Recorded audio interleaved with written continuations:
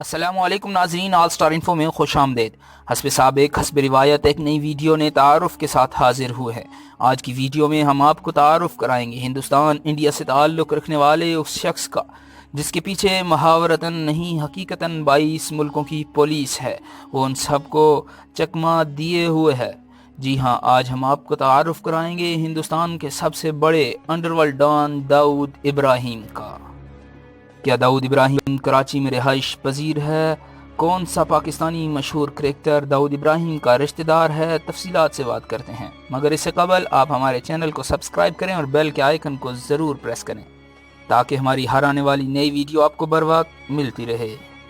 ناظرین، داؤد ابراہیم 26 دسمبر 1955 کو مہاراشٹر کے ضلع رتنگری کی کوکانی مسلم فیملی میں پیدا ہوئے۔ آپ کے والد کا نام ابراہیم کاسکر تھا جو کہ ممبئی پولیس میں ہیڈ کانسٹیبل تھے، جبکہ آپ کی والدہ کا نام آمنہ تھا اور ہاؤس وائف تھیں۔ آپ دونگری علاقے کے تمکار محلہ میں رہتے تھے۔ وہیں آپ نے احمد سیلر ہائی اسکول میں مختصر مدت کے لیے تعلیم حاصل کی، پھر اسکول چھوڑ دیا۔ لوگوں میں آپ کی شناسائی جان پہچان تب ہوئی جب آپ ممبئی کے سب سے بڑے ڈان حاجی مستان کے ساتھ مل گئے۔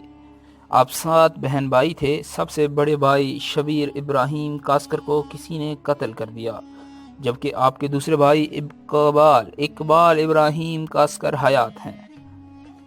7 بہن بھائیوں میں آپ کا سب سے قریبی تعلق آپ کی چھوٹی بہن حسینہ پارکر کے ساتھ تھا، جن کو بعد میں آپ کو کرائم پارٹنر بھی سمجھا جاتا، اور یہ آپ کے ساتھ آخری دم تک رہی۔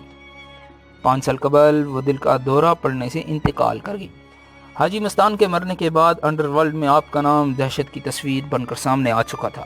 بالی ووڈ کے ستارے دنیا جن کی دیوانی تھی وہ آپ کے دیوانے تھے۔ نانا پاٹیکر، انیل کپور، اسی طرح دیگر مشہور شخصیات کی تصویر آپ کے ساتھ وائرل بھی ہوئیں۔ آپ فلم انڈسٹری میں بہت سا پیسہ انویسٹ کرتے، وہ آپ کی بلیک منی کو وائٹ کر دیتے تھے۔ دھندا خوب چل رہا تھا کہ ایک واقعہ ہوا، اور یہ تھا بمبئی اٹیکس 1993۔ ان حملوں میں کافی جانی نقصان ہوا۔ پہلی مرتبہ RDX کا استعمال کیا گیا، اور سنجے دت جو بالی ووڈ فلموں میں کام کرتے ہیں ان کا نام بھی اس میں آیا۔ خفیہ ایجنسی کی طرف سے یہ الزام لگایا گیا کہ داؤد ابراہیم نے یہ حملے پاکستان کی ایما پر کروائے ہیں۔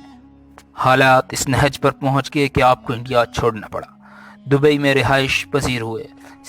CBI آفیسرز کو ان اٹیکس میں اپنی بے گناہی ثابت کرنے کی آفر کی، لیکن انہوں نے یہ رد کر دی کہ ہم اگلے سب کرائم کا حساب لیں گے۔ داؤد انڈیا سے چلا گیا، مگر اس کا بنایا ہوا سیٹ اپ مسلسل ایکٹیو رہا۔ اس کے بعد بھی اس کی کمپنی ڈی کام کرتی رہی۔ لوگ آج بھی ڈی کمپنی کے نام سے کانپتے ہیں۔ ڈان کے باہر جانے کے بعد اس کے مقابلے میں اس کے ساتھ کام کرنے والے ارجن نے اپنا گروپ بنایا اور ڈان کو قتل کرنے کی کوششیں شروع کر دی۔ چھوٹا ارجن نے کئی وار کیے لیکن مسلسل ناکام رہا۔ سن 2006 میں ایک شادی کا بہت مشہور ہوا، ٹی وی چینلز کی زینت بنا، جو کہ مشہور پاکستانی سابق کیپٹن جاوید میاں داد کے بیٹے جنید میاں داد کی شادی کا کارڈ تھا، اور اس کی شادی ہو رہی تھی ماروخ نامی لڑکی سے، اور یہ ماروخ داؤد ابراہیم کی عزیز بیٹی تھی۔ یاد رہے اس وقت تک عالمی میڈیا پر عالمی طور پر انڈیا کے دباؤ کی وجہ سے داؤد کو عالمی مفرور قرار دیا جا چکا تھا۔ اب سارے میڈیا کی نظریں شادی پر تھیں کہ کیسے داؤد کو اسی وقت گرفتار کر لیا جائے گا۔ دبئی میں بارات ہوئی، کراچی میں ولیمہ دیا گیا، لیکن داؤد ابراہیم کہیں نظر نہیں آئے۔ جاوید میاں داد پر بھی انگلیاں اٹھنے لگیں، لیکن انہوں نے کہا چونکہ ہم مہاجر ہیں اور انڈیا سے ہجرت کر کے آئے ہیں، اور میری والدہ کے داؤد بھائی کے خاندان سے کافی گہرے تعلقات ہیں، اسی وجہ سے ان کی بیٹی کے ساتھ ہم نے شادی کی۔ اس رشتہ کی وجہ سے جاوید میاں داد پر انڈیا کی طرف سے پابندی لگا دی گئی، لیکن 8 سال بعد جب جاوید میاں داد نے ویزے کے لیے اپلائی کیا پاکستان اور انڈیا کے درمیان میچ دیکھنے کے لیے، تو انہیں کسی پابندی کا سامنا نہیں کرنا پڑا۔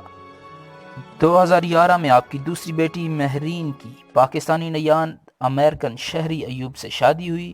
آپ کی تیسری اور آخری اولاد آپ کے بیٹے معین نے لندن سے تعلق رکھنے والی لڑکی ثانیہ سے شادی کی۔ اس دوران آپ کو ڈھونڈنے کی تلاش کرنے کی کافی کوششیں ہوئیں، لیکن داؤد ابراہیم کسی کے نظر میں نہ آ سکے۔ آپ کے خاندان کے باقی زیادہ تر لوگ آج بھی ممبئی میں رہتے ہیں۔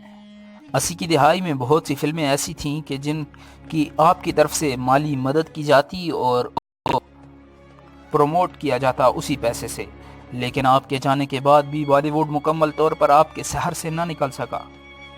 2002 میں فلم بنی کمپنی کے نام سے، 2005 میں ڈی اور شوٹ آؤٹ ایٹ لوکھنڈ والا، 2010 میں ونس اپان اے ٹائم ان ممبئی، 2013 میں شوٹ آؤٹ ایٹ وڈالہ۔ یہ تمام فلمیں آپ کی ذات یا آپ کی کمپنی ڈی کمپنی کے گرد گھومتی ہیں۔ اسی طرح آپ کی بہن کے دنیا سے چلے جانے کے بعد انہی کے نام کے اوپر حسینہ پارکر فلم بنی۔ 2010 میں دنیا کے مطلوب ترین لوگوں کی ایک لسٹ شائع کی گئی جس میں آپ کا نمبر 30 تھا۔ آپ کو عالمی دہشت گرد قرار دے دیا گیا متعدد بار۔ کافی کوششوں کی بعد جب را آپ کو تلاش کرنے میں ناکام رہی تو آخر کار پاکستان پہ الزام لگا دیا کہ داؤد ابراہیم پاکستان میں ہیں۔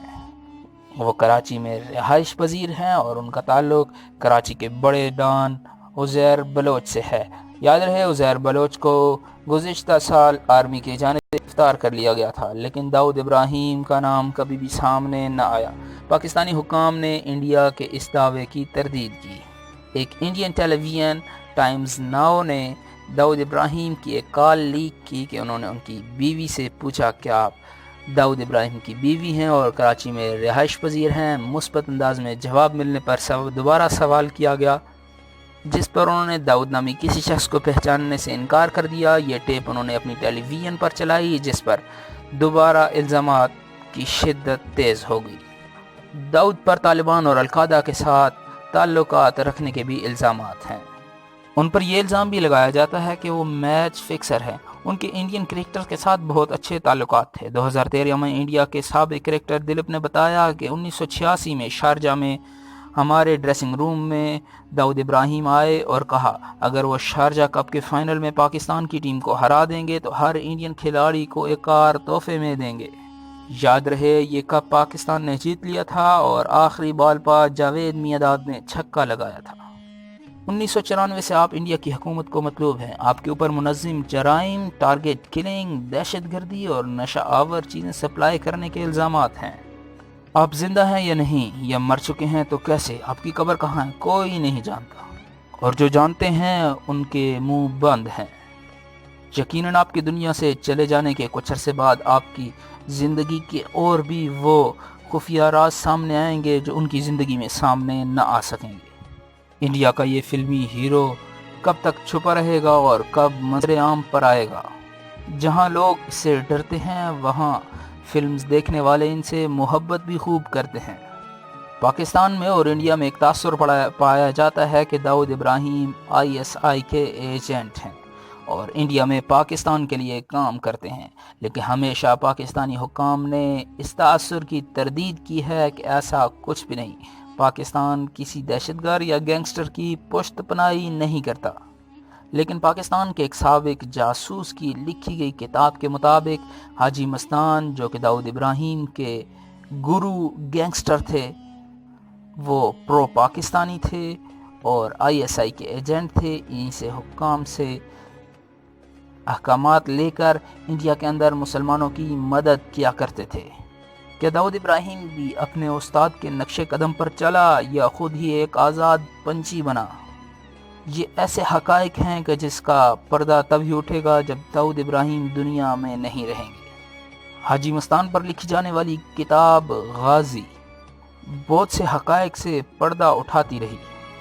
ٹیکنالوجی کے اس دور میں جب کسی کے خیالوں کو بھی پڑھنا ممکن ہو چکا ہے، کسی شخص کا یوں چھپ کر جانا اور ابھی تک نہ ملنا یقیناً خفیہ ایجنسیوں کی اور را کی ناکامی کا منہ بولتا ثبوت ہے۔